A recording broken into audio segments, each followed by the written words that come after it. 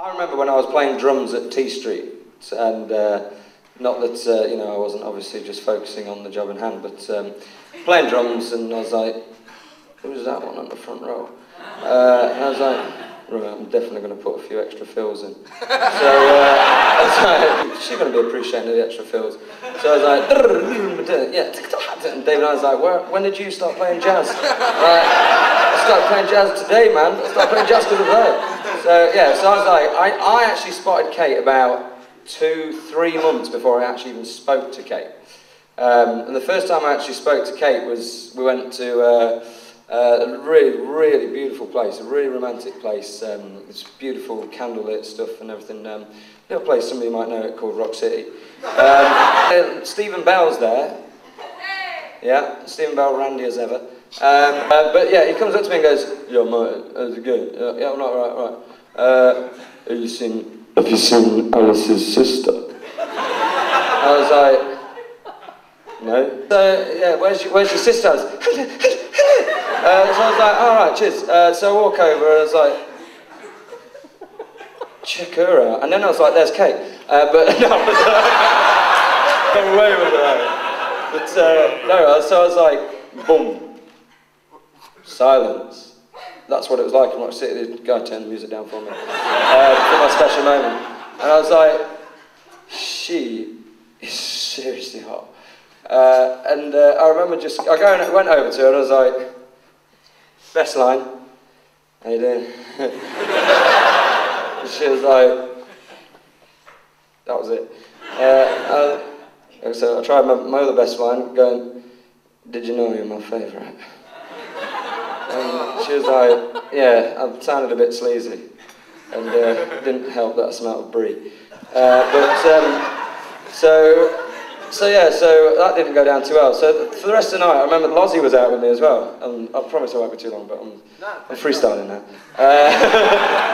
So Lozzie was out with me as well, and like Kate basically totally blanked me on my first time. And I was like, who the hell does she think she is? Yeah, you know what I mean? I was like, I'm a catch. I am a right catch. And that girl there has just turned down the catch. I'm going to let her know that she's just turned down the catch of her life. So she's dancing on the stage, went on the stage, and I was like, hey! Yes! Yeah! Hey! So I went over to Kate again, pestered her, till basically Kate said a rude word to me.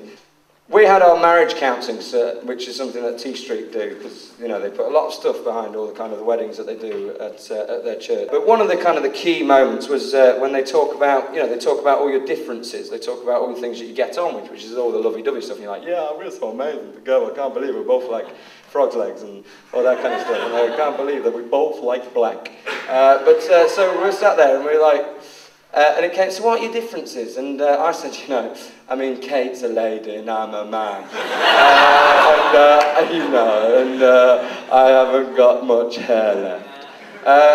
Anyway, but Kate's one was, I'll never forget it, it was absolutely beautiful. Kate said, you know, I like to keep fit, keep in shape, stuff like that. I like to go running and stuff like that. Martin doesn't. I was sat there, like that. Yeah. That's the similarity, that is. I do all those things. I was thinking, like, if somebody say, who put a hand up, someone just put a hand up. Okay, if Joe found some kind of Back to the Future transportation system, and actually you take Polaroids a lot, don't you, Joe? But clean ones. Say if Joe came up to me, went back in time when I was 14, 15, so still doing whatever I was doing, maybe I was cutting onions, and came up to me and said, hey Martin, I've come back from the year 2006, here's a picture of your missus on her wedding day, check that out. I would have been like, check that out, that is well nice. I'd be like, she is damn fine, because she is damn fine. But maybe if Joe went to Kate and gave her a picture of myself, I don't know what would have happened. Maybe we wouldn't have all been here today. To Sue and Mervyn, because this whole thing here has been because these two have been so giving and so amazingly supportive. It didn't start off so well. I remember the first time I went round to their house, I was sat at the dinner table. I was at the top end, I'd said grace. One of those kind of, you know, those days where you just start going out with someone and you just don't let off any wind or anything like that for like, you can't. So basically you've got some kind of bubble machine going on in your stomach. And I remember all day I was like, keep that one in. For ages. And I remember I sat at the dinner table, I was at the head of the table, said grace, and sat next to Sue. And I was like, oh, Mr. Yeah, cheers, yeah. So I sat there and I was like, I'm going to have some potatoes. So I sat up like that, leant over to the potatoes. Bubble machine was all, my guts are like that. And I picked up the potatoes, they're a bit heavier than I thought. As I picked them up, counterbalance.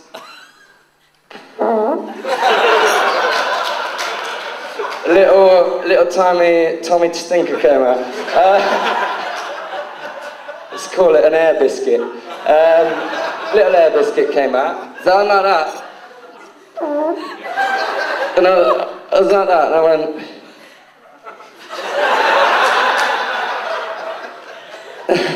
I brought the potatoes back. I just casually went... I'm just farting. I was like my first dinner with her. For me, I was like, oh my God, what are you doing? But it don't matter because Kate's mum belches. Big massive one. So don't worry about it, it was fun. She was like, cheers for breaking the ice. We've got my folks next, Marion and Dick, Richard. For me and all the kind of things and the talents that I have within me, I do have some. Stephen. I'm the talented one. I can play keyboard and guitar. Okay, Steve. And I write all the songs. Yeah, I know that. I know all that. Yeah, but you just can't sing your own songs. That's all it is. That's all it is. No, it's charisma, Steve. I'll tell you about it one day. Steve, the other day when I said to him, Stephen, it would be my honour if you would be my usher at my wedding. Stephen said, oh, does that mean I've got to do a lot of crap jobs? So I was like, that's beautiful. So sometimes my heart bleeds. But I get my sense of humour from somebody else in the family, because none of mine are funny. And secondly, to the T Street Mafia, to David Hine, Sue Hine, David Sherman, really thank you for the most personal service that I've ever had, because I've only had one marriage. But thank you so much for really, like, all my friends that don't go to church that you could probably talk to in a bit. So actually, do you all want to stand up if you don't go to church? We'll get someone to have a chat with you. It's great, yeah? Okay? In fact, is there a back room? No. But I'm joking, I am only joking. Got some booze for the reverends. So, some straight vodka, was that it, Dave? Was that what you wanted? Just to see the night out? That was it. Sorry, I've gone past all the gifts, but all these people that I'm mentioning have all got gifts. And they vary in size and expense. We've got DJ Matthew. A nice cricket clap. I've got my best men. Yes. I've got you a little present here. Yeah, do you want to stand up, Lozzie? Yeah. If you just put this on. Thanks. This is just to just something, because obviously I know you've been nervous recently. This is if all else fails with your speech. You got that. And then want to thank my band. So yeah, Low Ego, thank you very much for that song, because that sounded really good.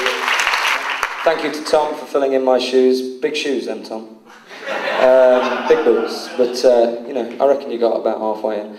And a lot of people come up to me today, really nice to me wedding day. A lot of people said, hey, that guy's pretty good, eh? You a bit worried? No, not worried at all. There's backing vocals, stuff like that. You're always welcome.